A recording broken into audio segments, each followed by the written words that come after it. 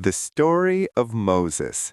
Moses was born during a time when the Egyptian Pharaoh had ordered the execution of all newborn Hebrew boys to control the growing Israelite population. His mother, Jochebed, hid him in a waterproof basket and set him adrift on the Nile. He was found and adopted by Pharaoh's daughter. Though raised as royalty, Moses knew his Hebrew roots. After killing an Egyptian guard who was beating a Hebrew slave, he fled to the land of Midian to escape Pharaoh's death sentence. Moses spent 4 decades living a quiet life as a shepherd. He married Zipporah and started a family. While tending sheep on Mount Horeb, Moses encountered a bush that was on fire but not consumed.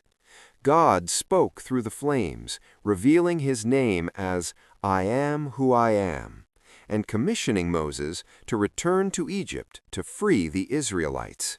Moses returned to Egypt with his brother Aaron. When Pharaoh refused to release the slaves, God sent 10 plagues, including water turning to blood, locusts, and darkness, culminating in the Passover, where the firstborn of Egypt died, while the Israelites were spared. Trapped between Pharaoh's pursuing army and the sea, Moses raised his staff, and God parted the waters, allowing the Israelites to cross on dry land before the water collapsed on the Egyptians. The water was undrinkable because it was bitter. Because of the taste, they named the place Marah, which means bitter in Hebrew. Moses threw the wood into the water. The water became sweet and drinkable. God provided manna, bread from heaven, and water from rocks to sustain them.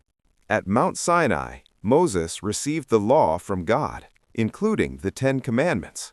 This established the covenant between God and the nation of Israel. Due to the people's lack of faith and a period of rebellion, such as worshiping a golden calf, the Israelites were destined to wander the desert for 40 years until a new generation was ready to enter the Promised Land. Moses was not allowed to enter the Promised Land himself because he once disobeyed God by striking a rock for water instead of speaking to it. He died at age 120 on Mount Nebo after catching a glimpse of the land of Canaan from afar. Subscribe to Daily Bread 144.